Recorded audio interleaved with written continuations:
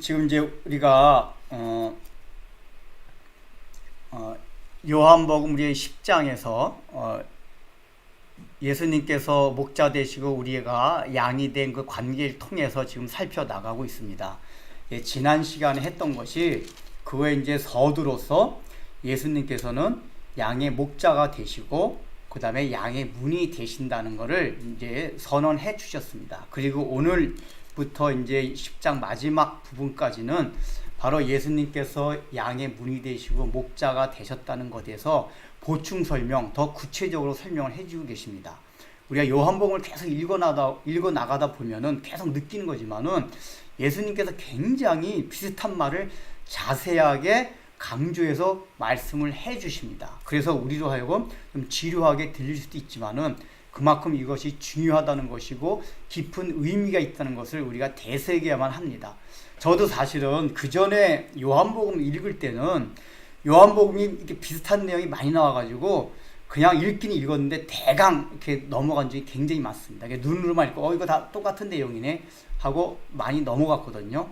근데 이제 오히려 목회자가 돼가지고 말씀을 이렇게 깊게 연구하다 보니까 이게 오히려 비슷한 말씀이 있는 것이 굉장히 깊은 내용이 많이 내포하게 되었다는 것을 깨닫게 됩니다. 그래서 제가 이제 이게 목사로 부름을 받고 목사로 할 가장 중요한 역할인 설교를 하면서 설교자로서 이게 말씀을 연구해야 되기 때문에 내가 말씀을 깊게 연구하게 된 게 너무 감사하다라는 생각이 듭니다. 제가 목사가 된 그 감사 중에 하나가 말씀을 깊게 연구할 수 있는 기회를 주셨다. 왜냐하면은 깊게 연구하다 보니까 이렇게 지루한 말씀, 지겨웠던 말씀들 속에 얼마나 참 신비하고 오묘한 하나님의 섭리와 하나님의 뜻이 내포해 있다는 것을 제가 점점 많이 깨닫고 더 놀랍니다. 그래서 성경 읽는 재미가 점점 깊어집니다.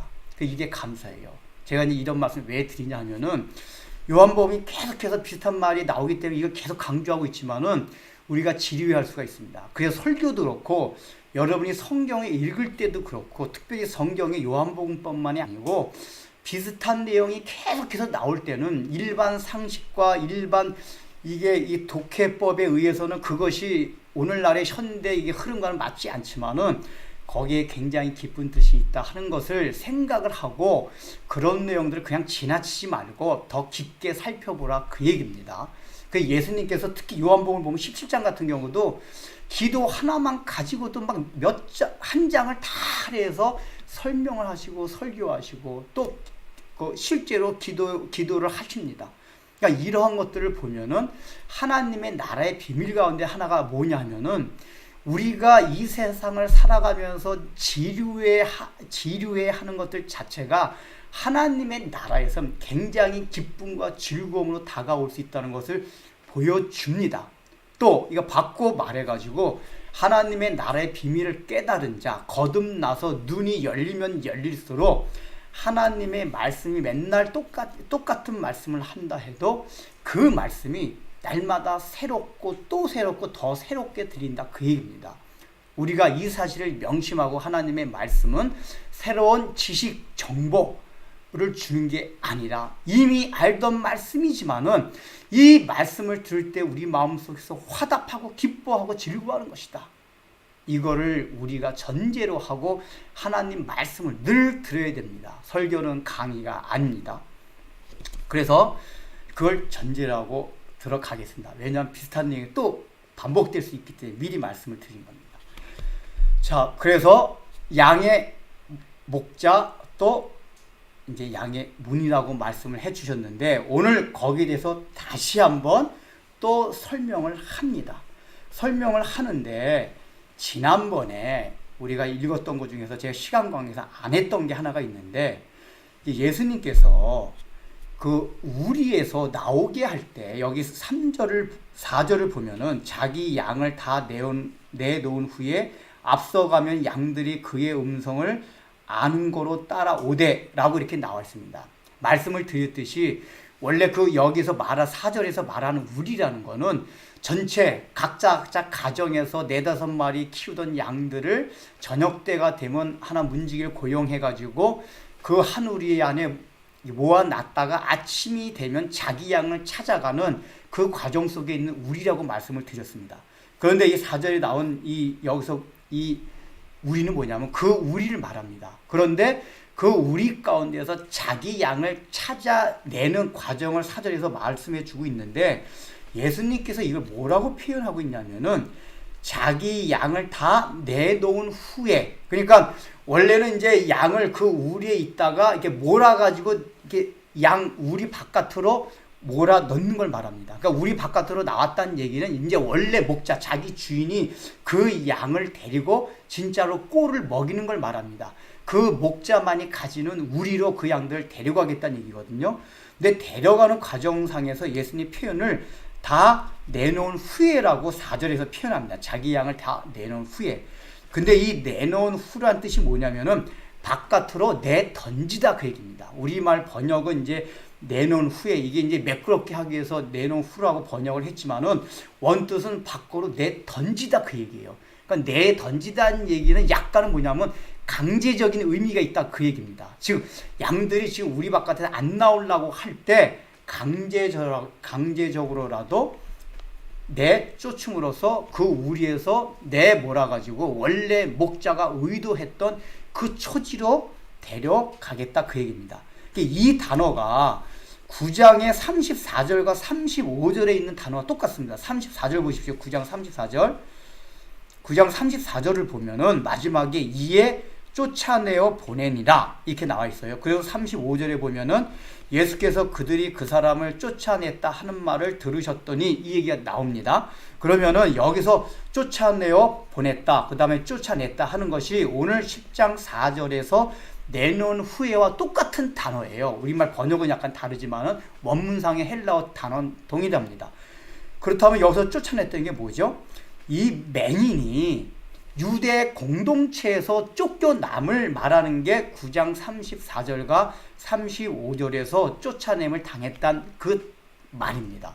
즉 예수님께서 10장 4절에서 양들을 우리에서 내몬다 하는 뜻은 어떤 의미로 말씀하신 거냐 하면은 그 맹인이 예수님을 증거하기 위해서 자신의 정체성을 지키기 위해서 유대 공동체에서 강제로 쫓기면, 그러니까 자기는 원하진 않았죠. 그러나 하나님 말씀을 지키려다 하다 보니까 예수님이 구주라는 거를 자기가 끝까지 증거하려다 보니까 본의 아니게 내쫓음을 당한 겁니다. 지금 그렇게 맹인이 유대 공동체에서 쫓겨남 같이 주님의 양들은, 자기가 주인의 양들은 바로 그 우리에서 유대 공동체와 같은, 어떻게 보면 세상 가운데, 세상이라는 우리 가운데, 유대인 공동체라는 그런 우리 가운데서 내쫓김을 당한다. 이게 굉장히 중요합니다. 즉 우리가 예수님이 원하시는 초지로 이끌고 가기 위한 전제 조건이 뭐냐 하면은 그 우리가 전에 있던 우리에서 내쫓김을 당하는 이런 과정이 있어야 일단은 목자와 양의, 참된 목자와 참된 양의 관계가 시작이 되고, 그 관계로 인해서 우리는 그 목자가 이끄는 참으로 푸른 초장으로 늘 인도함을 받을 수 있다. 요거를 우리가 기억해야만 합니다.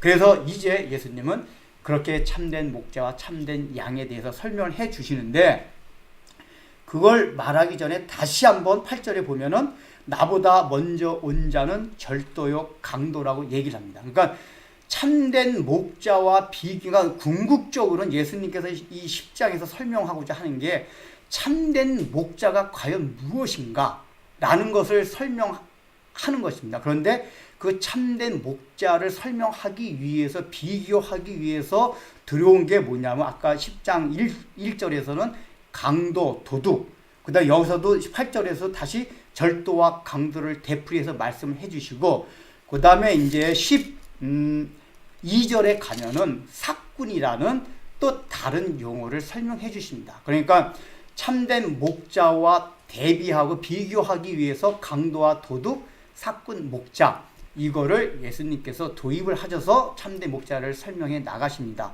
그렇다면 우리가 강도와 도둑은 지난번에 설명을 드렸잖아요. 물리적인 강도 도둑을 말하는 것이 아니라 하나님의 나라를 부수고 그 다음에 방해하려는 모든 의도와 강도와 도둑이라고 말씀을 했습니다. 그런데 이제 8절에서는 그 강도와 도둑을 설명하는데 뭐라고 말씀하냐면은 나보다 먼저 온 자는 다 절도요 강도라고 합니다. 그러니까 표현을 나보다 먼저 온 자라고 표현을 하십니다. 이것은 이제 직접적으로 그 당시에 이제 이 설교를 듣고 있던 유대인들이 알고 있던 전제 지식이 있었습니다. 이 예수님 당시 때가 로마 제국의 속박에 있었고, 로마 제국 속박 이전에도 그리스 제국의 속박으로 있었고, 하여간 유대인이 너무나도 험난한 세월을 지나왔고, 지금 이 시대도 그랬기 때문에 굉장히 메시아 사상이 아주 굉장히 강했다고 합니다. 그게 이제 성경 자체는 표현되지 않지만은 다른 이제 유대인 문헌들 보면은 메시아 사상이 많아서 자기가 메시아라고 주장했던 사람들이 굉장히 많았다고 합니다. 내가 구약 성경에 예언된 그 메시아다.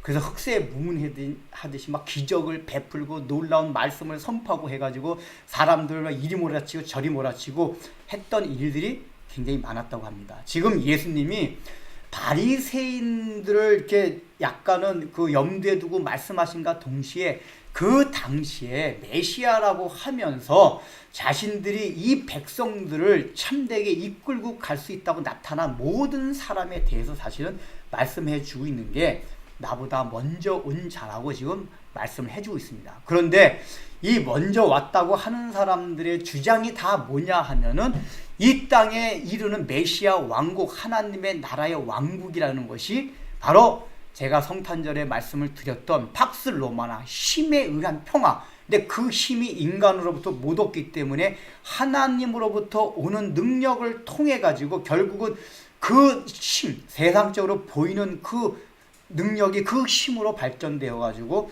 그것으로 하나님의 나라를 세워가겠다 하는 것이 그 당시 있던 사람들의 주장이었습니다. 이것이 바로 예수님께서 말씀하시는 절도요 강도다 그 얘기입니다. 즉 이거니 양의 문으로 들어오지 않는다. 예수 그리스도를 통해서 들어오지 않는 자들. 그러니까 이 사람들은 절도나 강도들은 실제로 담을 넘어서 들어오게 돼 있습니다. 안 그러면은 문지기 양 목자를 밟고 지나야 하기 때문에 이 사람들은 반드시 담을 넘어 들어오게 돼 있습니다. 담을 넘어 들어오게 된다는 건 유일한 문이 아닌 다른 문을 통해서 오게 되면은 절도와 강도가 된다는 얘기입니다. 이 얘기는 다른 말로 말하면 뭐냐? 이게 이제 내용적으로 보면은 어떤 세상의 힘을 통해서 메시아 왕국을 꿈꾸는 그것이 하나님의 나라를 파괴하는 것으로 말씀드릴 수도 있지만은 예수 그리스도의 십자가 은혜를 통하여 완성이 되고 건설이 되는 하나님의 나라를 생각지 아니하면은 다 강도와 절도가 된다는 얘기입니다.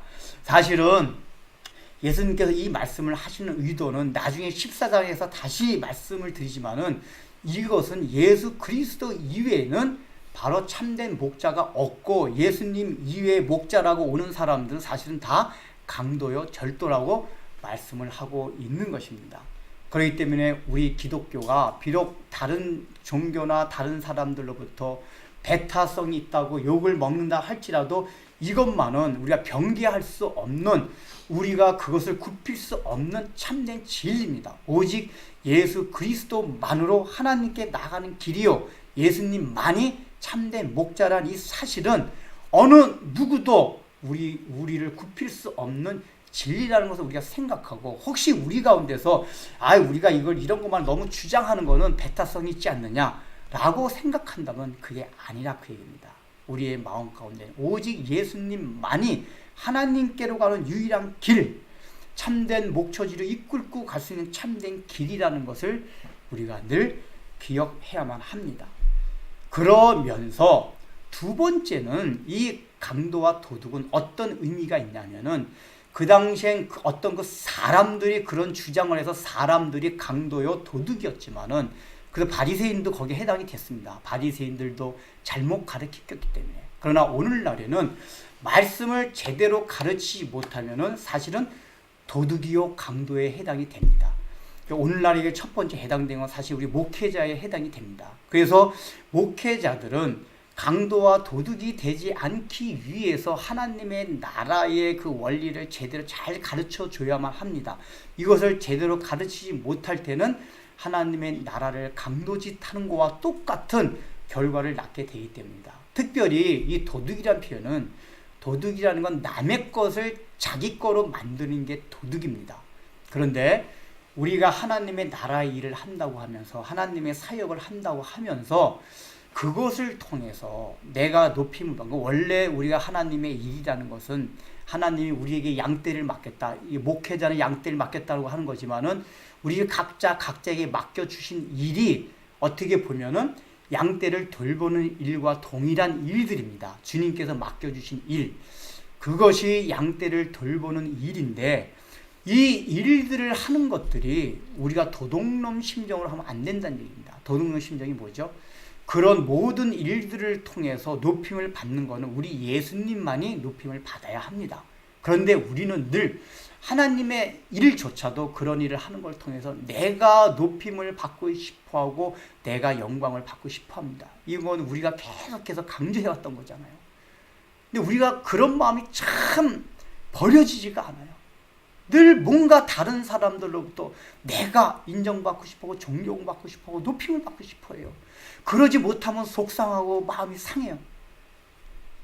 그런데 우리가 그런 마음을 버리지 못하면 다 도둑놈이 돼요. 도둑놈. 그래서 특별히 말씀을 가르치는 자들은 이것에 특히 더 주의해야 돼요. 말씀을 가르친다는 입장이 다른 사람들로부터 존경을 받을 수 있는 그 위치이기 때문에. 여러분 보세요. 이 목사. 이 사실 목사라는 이 단어가 굉장히 좋은 거가 들은 거예요. 목사라는 게 목자 플러스 스승. 좋은 거 다 목자. 예수님과 같은 목자. 그 다음에 스승. 우리나라 사람들이 이 유교 문화권에서는 스승이 얼마나 높임을 받는 대상입니까? 목자와 스승을 다 있는 게 목사예요. 그러니까 목사라는 위치가, 남을 가르치는 위치가 이게 얼마나 다른 사람들로부터 높임받기를 좋아할 수 있는 아주 위험성 있는, 가능한 목사가 안 되는 게 좋아요. 그런 죄를 범할 우리가 있어요. 그러니까 남을 가르치는 게 좋은 게 아니에요. 저도 이게 어쩔 수 없이 맡은 직분이기 때문에 가르치는 거지, 가르치다 보면 그런 우를 범해가 심해요. 도둑놈 되기가 심해요.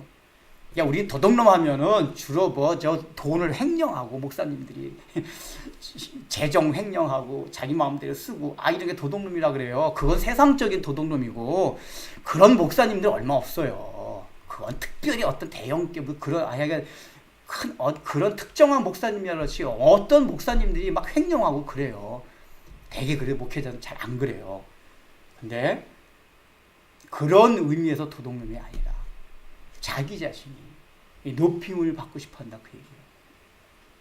근데 그거는 우리 목회자뿐만 아니라 각자 여러분들에게 주신 직장과 가정, 모든 삶의 터전이 예수님께서 여러분에게 맡겨주신, 그러니까 목회자한테 직접적으로 양을 돌보라, 이게 성도를 돌보는 게 그게 목자의 일이지만은, 우리 성도들에게 동일하게 그 목자의 일을 맡겼다, 그 얘기예요. 목자의 일이라는 건 궁극적으로 따져보면 하나님의 나라의 일을 해나가는 것이 목자가 하는 일들입니다. 궁극적으로 설명을 하면은. 그렇다면은 여러분들은, 일반 평신도들은 직접적으로 목회적인 일을 하지 않는다 하더라도 여러분이 각자 가지고 있는 직업은 가지고 있지 않다면 가정에서 하는 모든 일들, 이 일들이 하나님의 나라를 위해서 여러분이 주어진 일들이란 말이에요. 소명이란 말이에요. 근데 이런 소명들은 우리 자신을 높이라고 주어진 것들이 아니란 말이에요. 근데 우리는 자꾸만 이런 것들에서 내가 높아지려고 해요.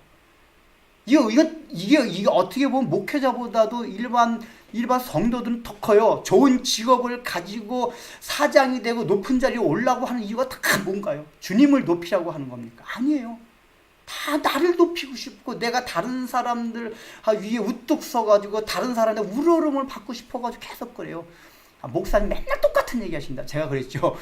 이게 하나님의 말씀은 다 귀결이 똑같아요.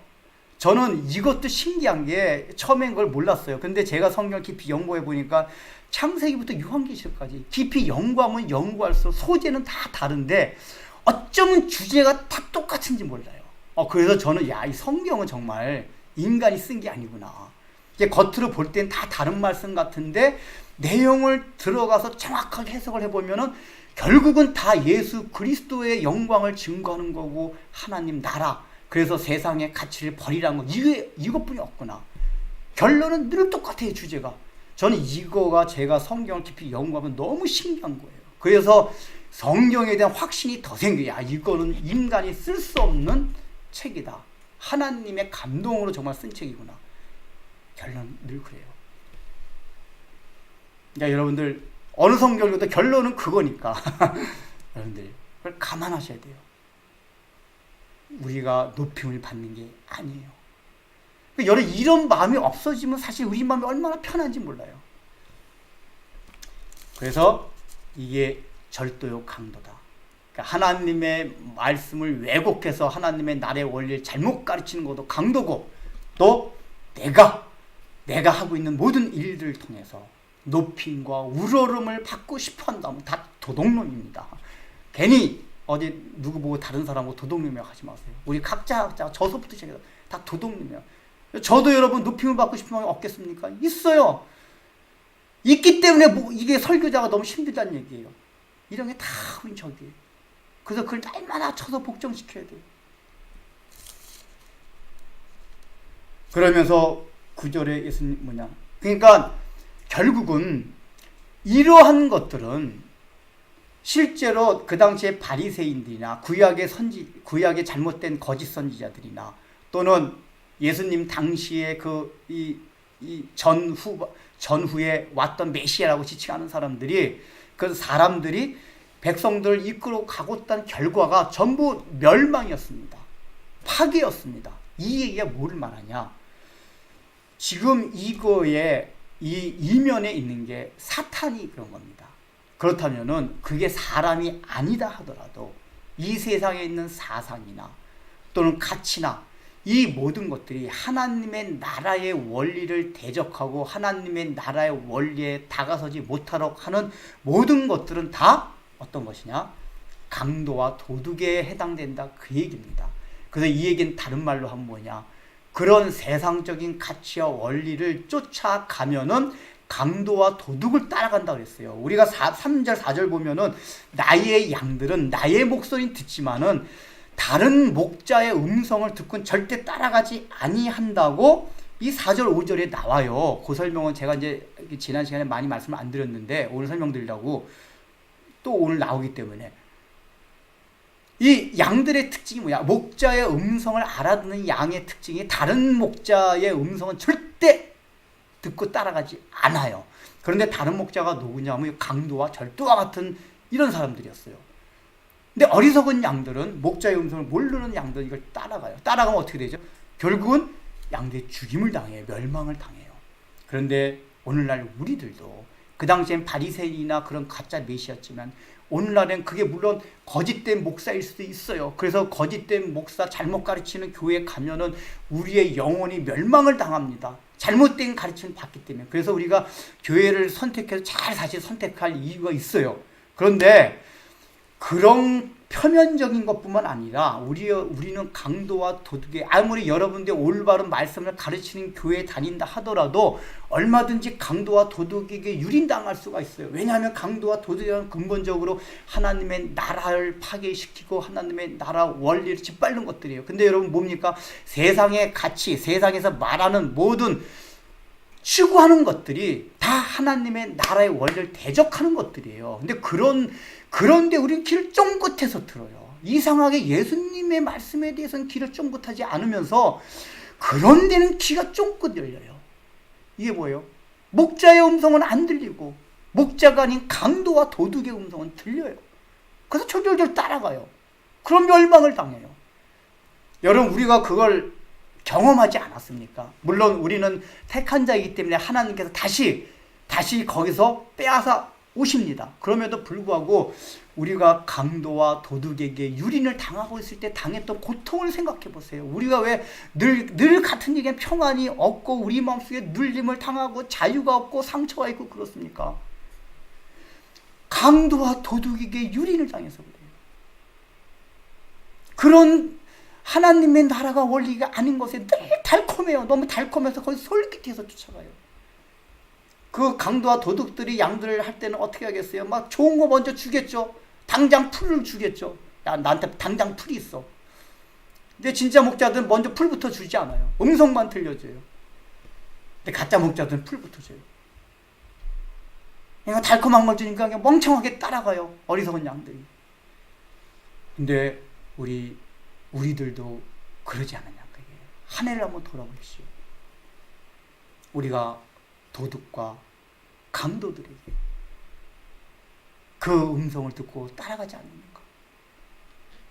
그래서 결과를 보면은 내 마음에 푸른 초장에서 얼마나 평화롭고 행복하고 좋습니까? 주님께서 우리에게 약속해 주신 건데 그게 없다면 우리는 지금 강도와 도둑을 따라가고 있는 거예요.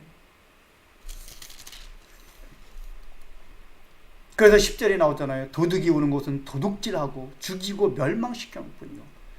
이게 예수님 당시 때는 바리새인과 가짜 메시아들이었지만은 바리새인과 가짜 메시아들이 주장하는 모든 내용들 이게 도둑과 강도라 그 얘기. 그러니까 그 당시에만 이게 있었던 게 아니라 오고 오는 모든 예수님 이후에 그 전에도 그렇고 오고 오는 모든 세월 가운데 계속해서 도둑과 강도는 있어 왔고 지금 현재도 있어요. 그런 세상적인 가치들. 이게 다 뭐죠? 우리를 멸망시키려고 하는 거예요. 제발 여러분 세상이 주는 그 달콤한 가치 거기에 넘어가지 마세요. 그건 다 강도고 도둑이고 그건 결국 우리를 멸망시키려고 하는 것들이에요.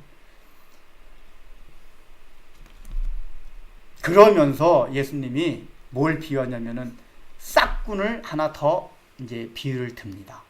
싹군은 강도와 도둑하고 약간 결이 다릅니다. 그러니까 우리는 이제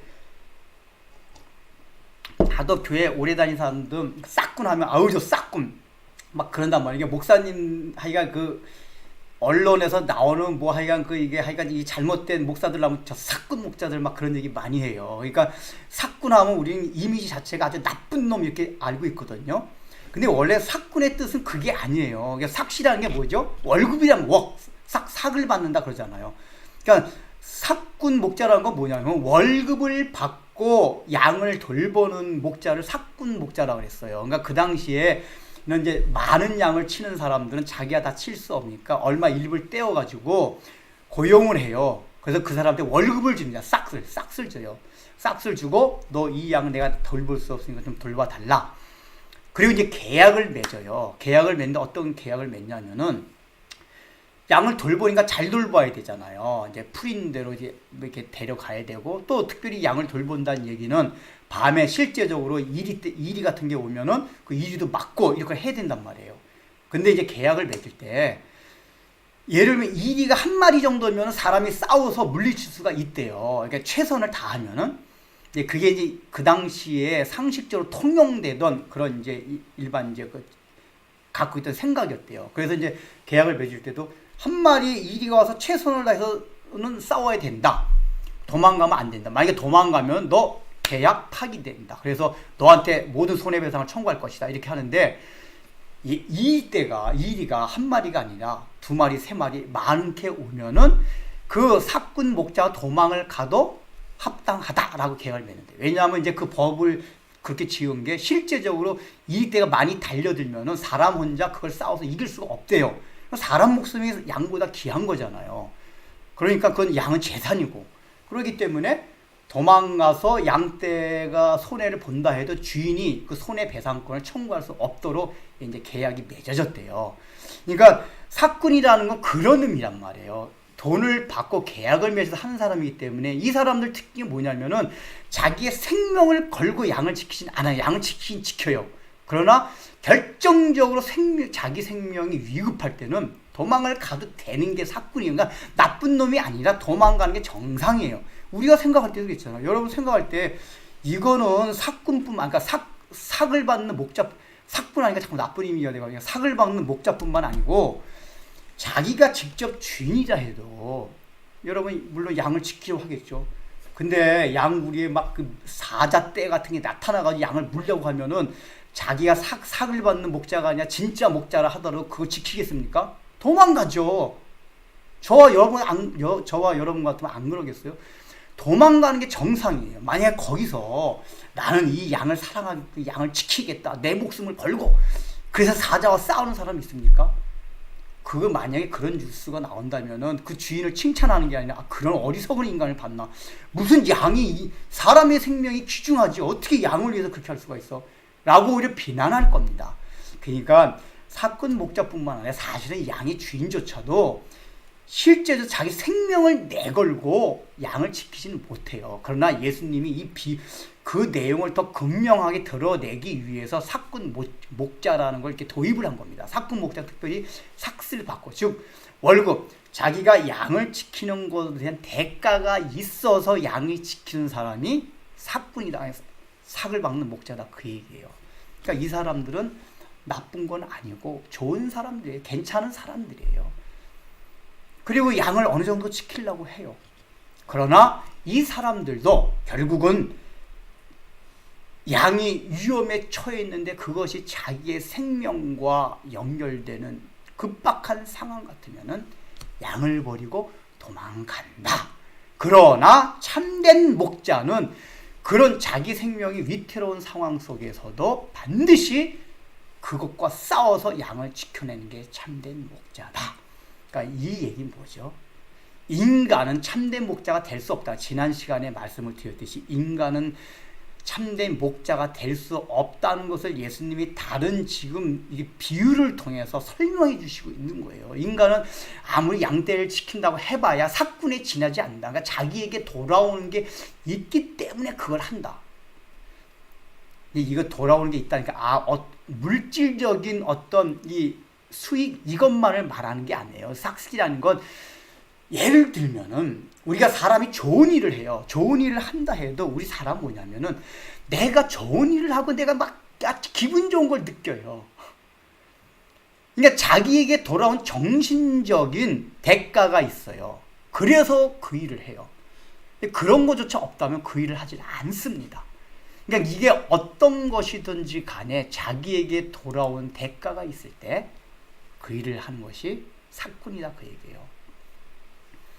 그러니까 이 얘기는 좀 더 넓게 보면은 이제 예수 안 믿는 사람들 중에 예수님을 4대 성인으로 보는 사람들이 있습니다.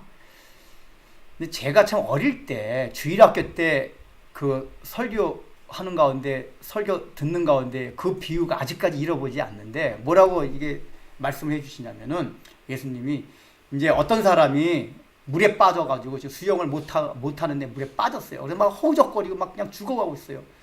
어떤 사람이 지나가고 있었어요. 지나가고 있다가 허허 참 불쌍하구만 하면서 그냥 지나갔어요. 이분이 공자님이었대요.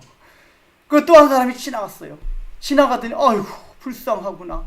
그러더니 수영을 하는 법이 있는 책을 딱 던져주더니 아유 이 사람아 이 책 보고 수영하는 법 좀 익혀가지고 수영에서 빠져나오너라 그러더래요.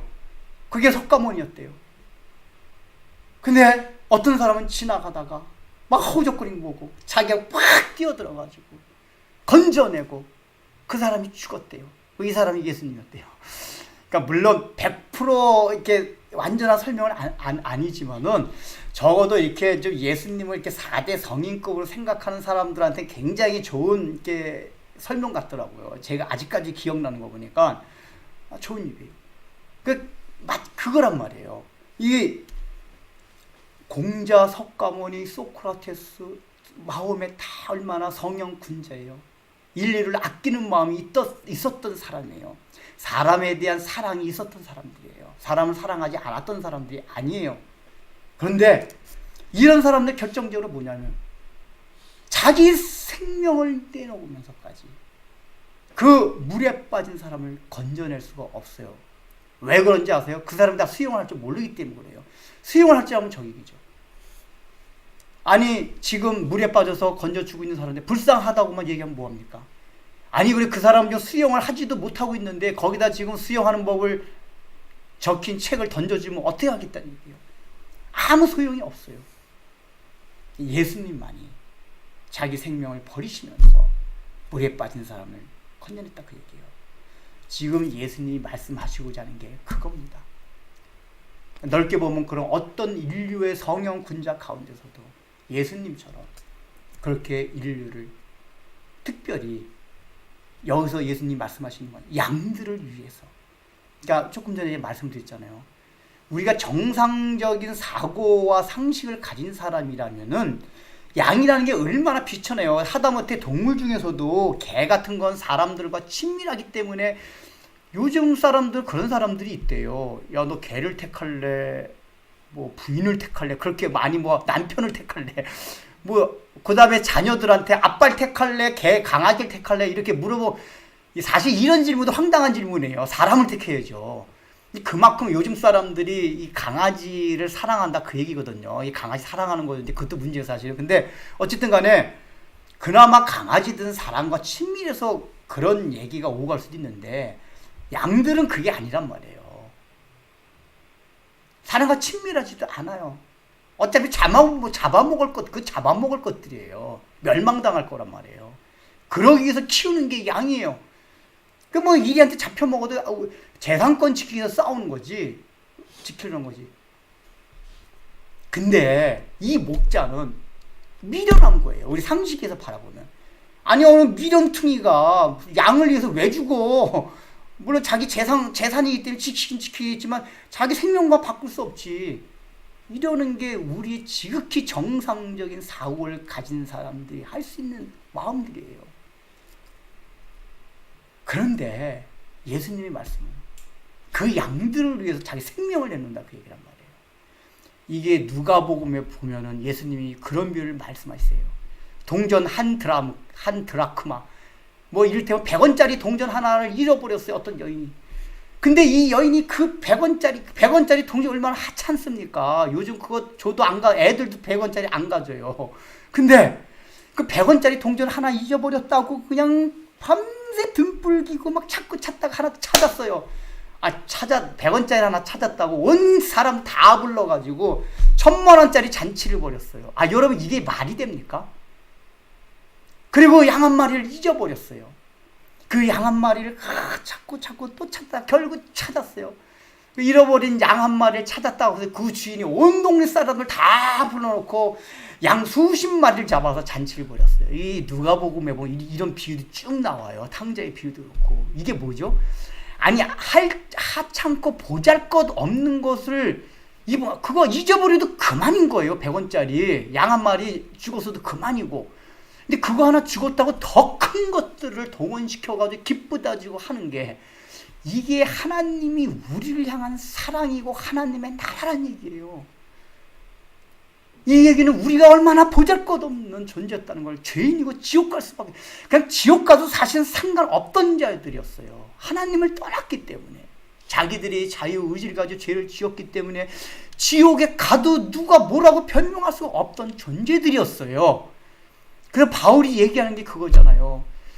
가끔가다 의인을 위해서 죽고 선인을 위해서 희생을 하는 사람은 가끔 있거든요. 가끔 있거니와 죄인들을 위해서 죽는 이는 오직 예수 그리스도뿐이라고 얘기를 해요. 이게 사람들 마음이 그렇잖아요.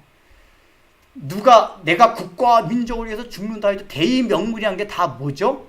옳은 거. 그러니까 국가라는 옳은 어떤 이 정체성 있는 단체, 또는 어떤 좋은 사람, 옳은 사람, 내가 죽은 후 섬겼던 굉장히 선인 좋은 그 사람을 위해서는 가끔가다 생명까지 내올 수도 있어요. 그런데 양 같은 비천한 존재, 이런 죄인들, 보잘것없는, 맨날 깽판치고 감옥에나 맨날 가야 되고 그런 존재를 위해서 자기 생명을 던져가면서까지 건져주는 그런 일이 어떻게 일어날 수 있느냐 그 얘기예요. 이게 사실 예수님의 십자가 사건이 그거잖아요. 예수님이 성탄절에 이렇게 육신의 몸을 입고 이 땅에 오신 이 사건, 성탄 사건 자체가 그거란 말이에요. 양들을 건져내기 위해서, 살려내기 위해서 자기의 생명을 내던지면서까지 양을 건져냈다 그 얘기예요. 그러니까 참된 목자의 가장 핵심은 뭐냐? 그 양들, 어떤 양들, 비천한 양들, 죽고 이리에 때한테 물려가도 되고 특히 병든 양들 같은 경우는 물려가도 그만이에요. 근데 그런 양들을 위해서도 자기 생명을 내걸고 싸우고 건져내는 이것이 바로 참된 목자가 설명하는 거예요. 이게 양의 문과 일맥상통한, 양의 문이 뭐라고 했죠? 밟고 지나가는 거예요. 그 문지기를 양의 문이라는 그 양들은 그 양의 목자를 밟고 지나간다 그 얘기예요. 그 목자가 희생을 당한다 그 얘기입니다. 그 희생을 당한다.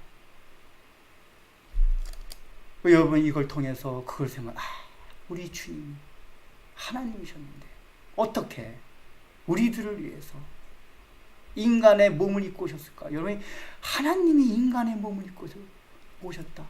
자기의 능력을 다 제한시키셨다. 시공간 안에 갇혔다. 이게 사실은 상상도 할 수 없는 사건이에요. 우리가 저 어디 개미, 이게 보세요. 개미 하나 죽어간다고, 내가 개미가 좀 설명이 그렇지만은 개미가 돼가지고 여러분 들어갈 수가 있어요? 개미 세계로 들어갈 수가 있습니까?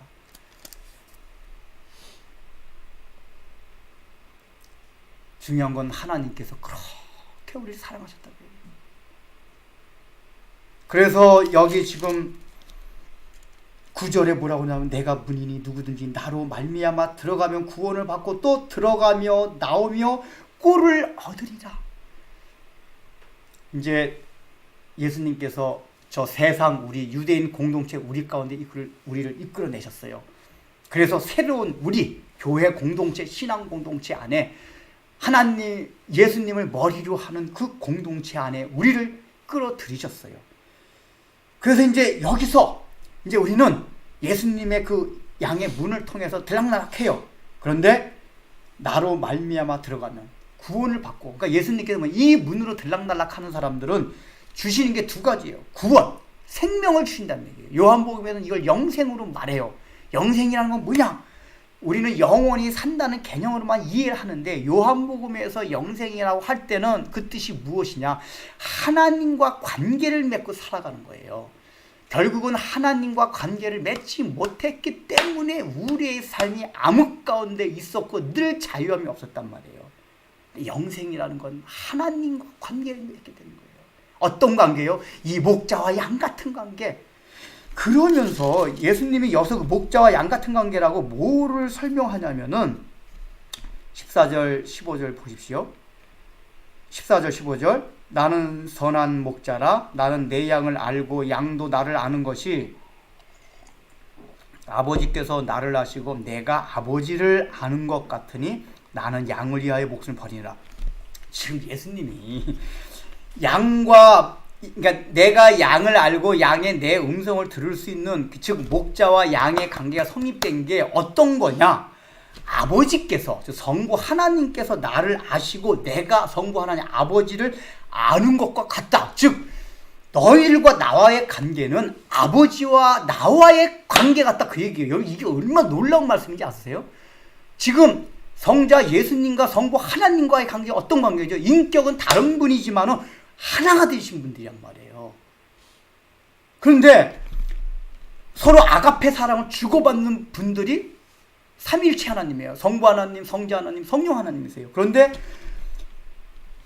너희들과 나와의 관계, 즉 목자와 양의 관계가 어떤 관계냐? 바로 아버지와 나와의 관계다. 저 성경 깊이 모아서 이걸 보니까 거의 아니 우리와 예수님 관계가 하나님과 예수님과의 관계라고? 이런 거 들으면서 충격을 받아야 돼요. 이게 얼마나 놀라운 말씀인지 몰라요. 그리고 나서 뭐라고 말씀하니? 이 나는 15절에 내가 아버지를 아는 것 같으니 나는 양을 위하여 목숨을 버리노라. 그런데 이제 십자가의 죽음을 예고하시는 건데, 이 양을 위하여 목숨을 버리는 근거가 어디에 있느냐 하면은 14절에 나오는 14절 15절에 전체로 나오는 너희들과 나와의 관계가 근거가 되는 아버지와 나와의 관계, 그게 어떤 관계죠? 아버지와의 아들의 관계는 서로를 위해서 자기 자신을 완전히 희생시킬 수 있는 관계, 이게 삼위일체예요. 여러분, 그러니까 이 기독교의 진리 가운데서 가장 핵심적 진리가 삼위일체예요. 삼위일체는 사람이 이성으로서 이렇게 만들어낼 수 있는 진리가 아니에요. 이게 세 분의 신이든지 아니면 아예 하나든지 이렇게 돼야 되는데, 이 삼위일체는 뭐죠? 신이 성부 하나님, 성자 하나님, 성령 하나님, 다른 분이세요. 다른 분인데 본질과 영광이 하나다, 그 얘기예요. 근데 이게 사실은 우리 도저히 이해하기 힘들어요. 왜냐하면 인격이 다르면 아예 아무리 비슷해도 어떻게 똑같을 수가 있어. 하다못해 부모 자식 간의 관계를 하더라도 인격이 다르기 때문에 다른 존재란 말이에요. 근데 삼위일체 하나님은 인격은 다른데 본질과 영광이 같다. 왜 같다 그랬죠? 제가 설명을 드렸죠.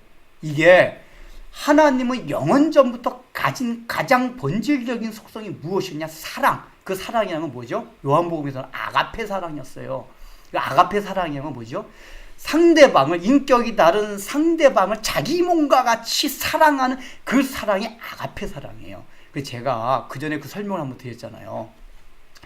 삼위일체를 증명할 수 있는 성경 구절, 삼위일체라는 용어는 안 나오지만은 삼위일체라는 내용을 증명할 수 있는 성경의 내용들이 많이 있어요. 우리 이게 성경에 나오는 우리라는 하나님이 표현할 때 우리라는 복수 여러 개 하는데, 제가 개인적으로 생각하기에는 삼위일체를 가장 잘 드러내는 성경 구절이 요한복음에 나오는 하나님은 사랑이다, 이 구절이에요. 여러분 생각해봐요. 하나님은 사랑, 이게 말이 잘 생각하면 이상해요. 그러니까 예를 들면 하나님은 사랑이 많은 분이다. 이게 사랑을 형용해가지고 하면 이게 말이가 되는데, 하나님은 사랑이다 하면 사랑 자체가 존재라는 얘기란 말이에요. 이 얘기는 뭐냐면 하나님이 영원 전부터 가졌던 본질이 아가페 사랑이었다, 그 얘기예요. 본질이. 그래서 이 아가페 사랑이라는 게 있었기 때문에 다른 세 분의 인격체가 온전히 하나가 될 수, 삼위일체 하나님이 세 분의 삼신이 아니라 삼위일체 하나님이 되셨다, 그 얘기예요, 이게. 근데 우리는 그래본 경험이 한 번도 없었기 때문에, 인류 가운데, 우리 인생 가운데 그런 경험을 해본 적도 없고 생각도 해본 적이 없었기 때문에 그걸 이해를 못하는 거예요. 아니, 인격이 다른데 어떻게 하나야? 맨날 헷갈려요. 근데 그게 아가페 사랑이에요. 똑같은 거, 인격은 다른데 그렇게 나와 똑같이 생각하고 그 사람을 위해서 대신 죽을 수 있는 그 사람. 그런데 예수님이 나는 양을 위하여 목숨을 버리노라 하는 이 말씀의 근거가 뭐냐면 14절에 나온, 15절에 그 앞에서 말한 아버지께서 나를 아시고 내가 아버지를 아는 것 같으니, 여기서 안다는 얘기는 이 설명을 늘 드렸잖아요. 이거는 일반적인 지식, 난리지, 그게 아니라 부부가 서로 동침하는 관계, 이 부부가 동침한다는 건 하나가 된다는 거, 하나가 되는 거를 성경에서 안다고, 히브리적 개념은 그게 아는 거예요. 그 순간만은 온전히 하나가 돼요. 하나가, 부부조차도. 그거와 같이, 즉 하나님과 아버지와 내가 하나이기 때문에 하나인 것과 같이 나는 너희들을 위해서 목숨을 버리노라, 이 얘기가 뭐죠?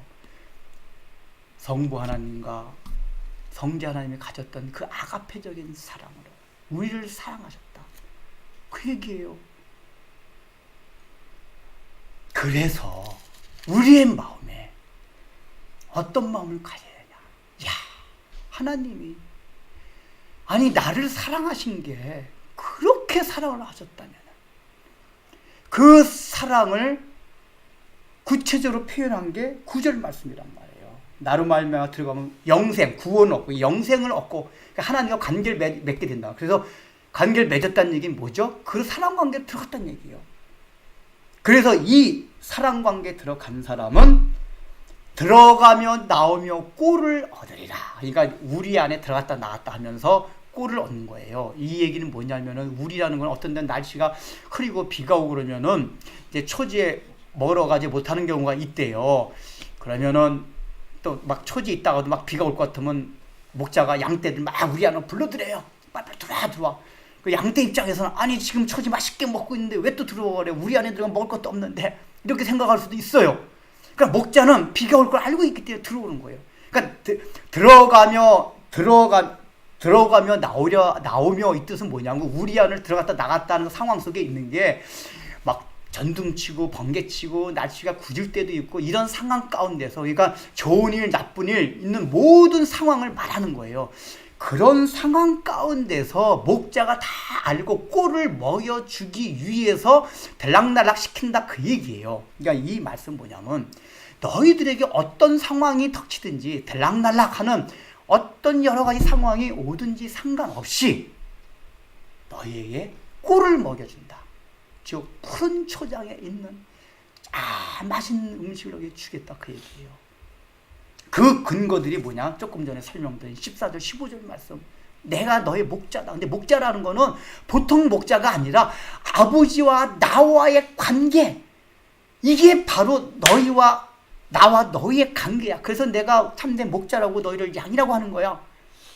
그래서 너희들 내가 반드시 꼴을 먹여준다. 이렇게 말씀하셨단 말이에요. 여러분들이 이제 한 해를 우리가 마무리해가고 있습니다. 1년을 돌아보십시오. 우리 마음속에 좀 부족한 곳이 있을 수가 있습니다. 내 마음에 차지 않은 것이 있을 수 있어요. 제가 이제 이렇게 들어보면은 우리 코로나 상황 가운데서 우리 교우들은 직장 생활이라 직접적으로 이렇게 뭐 경제적인 타격을 입고 그런 건 많지는 않은 것 같아요. 물론 또 혹 어떤 가정은 일반 직장이 아닌 그런 또 이렇게 가정 중에는 좀 경제적인 어려움을 당하는 가정도 있습니다. 근데 어쨌든 간에 뭐 전체적으로 볼 때 이 코로나 시국을 지나면서 녹록치 않은 한 해를 보내왔습니다.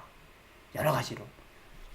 그런 가운데서 우리 한 해를 마무리한 시점에서 하나님 앞에 얼마나 감사할 수가 있습니까? 근데 그 감사의 근거가 뭐가 돼야 되죠? 내가 현재 얼마큼 얻었냐가 아니라 어떻게 보면 지금 시점에서 갑자기 맛있는 걸 먹고 있는데 야 너 빨리 들어와. 그러니까 우리는 목자의 음성을 듣는 양들은 위에는 안 되지만 일단은 목자가 주님이 부르시네 하고 다시 우리 안으로 들어가요. 먹을 것도 없는. 그러나 우리가 믿고 있는 건 뭐죠? 꼴을 먹여주신다고 약속을 했어요.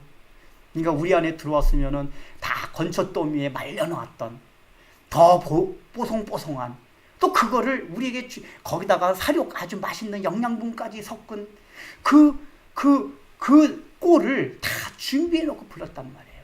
그러니까 우리가 그걸 기대해야 돼요. 어떻게 기대할 수 있죠? 얘들아, 내가 그 약속을 해준 게 어떤 약속인지 아니? 그냥 약속이 아니야. 아버지와 나와의 관계에 있었던 그 아가페적인 사랑, 그 사랑을 가지고 너희들에게 지금 약속하는 거야. 내가 그 사랑을 증거하기 위해서 이 땅에 왔고 이제 나중에 십자가에서 죽을 거야 라고 예수님께서 말씀하신 거란 말이에요. 우리는 그것을 이미 봤어요. 봤으니까 여러분들 이 한 해를 마무리하면서 주님 내 올 한 해를 지나면서 혹시 원망하고 불평하고 있던 거 용서해 주세요.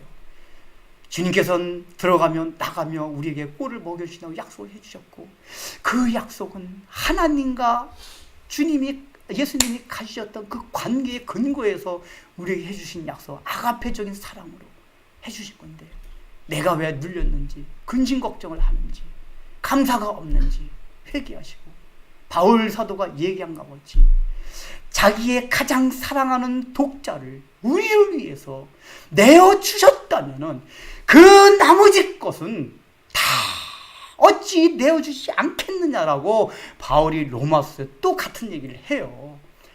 독생자까지도 우리 하나님께 가장 자기의 생명같이 여기는 아들까지도 이 땅에 보내시면서 우리를 위해서 내어주셨단 말이에요. 그러면 독생자까지 내어주셨다면 이까지 모든 피조세계 전체를 우리에게 주지 않겠느냐 그 얘기예요. 이 말씀이 안 되냐 그 얘기예요. 그런데 왜 우리가 쪼잔하게 맨날 근심 걱정을 늘리고 감사하지 못하고 살아가느냐 그 얘기예요. 독생자까지도 내어주신 이가